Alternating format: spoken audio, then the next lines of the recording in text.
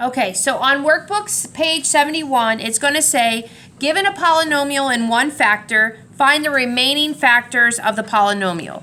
So this is one factor. So we're going to use that.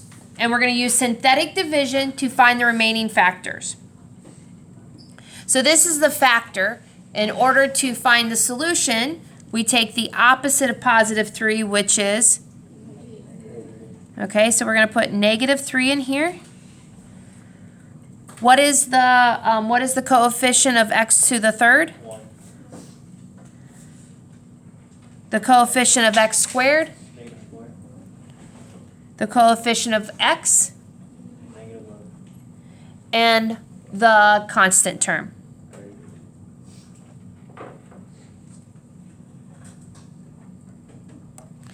Are there any questions about how to set up synthetic division? Are we feeling comfortable with that? We feel like we can do this. Okay, so we're going to bring down the 1 automatically, and now we're going to multiply. Negative 3 times 1 is negative 3. Negative 4 plus 3 is negative 7. Negative 3 times negative 7 is positive 21. Negative 11 plus 21 is positive 10. Negative 3 times 10 is negative 30. And we have a remainder of 0. So,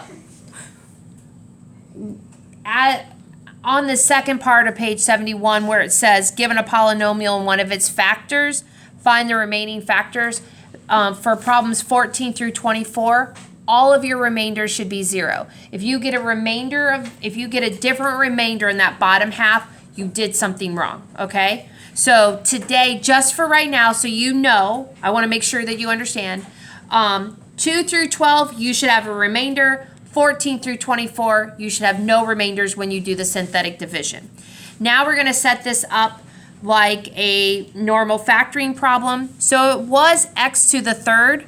So now this represents x squared minus 7x plus 10. Notice it is a trinomial, and we have factored these before.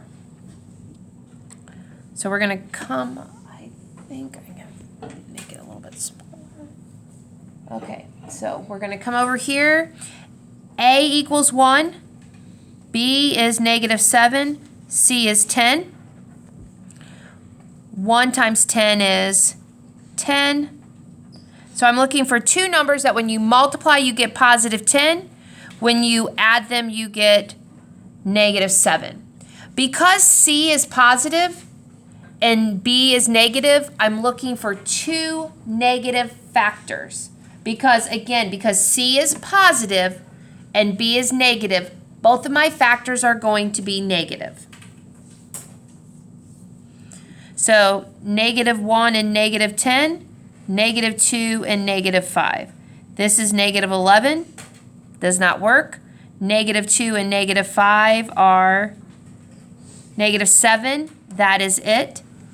Because A is 1, we can go straight to our factors.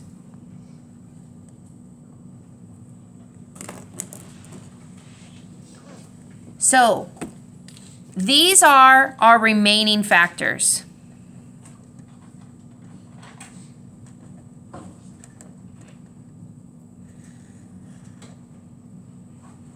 That's what it's asking for, okay?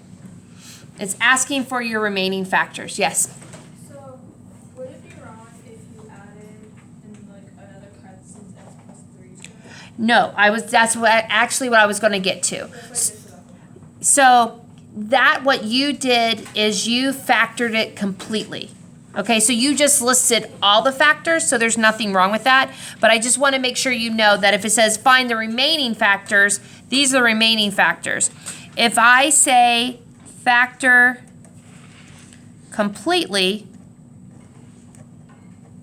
then you should include x plus 3, x minus 5, and x minus 2. So just be careful of what the directions are asking you. Are they asking you for remaining or factor completely? Factor completely, you need to bring the factor that they gave you down with it. Are there any questions?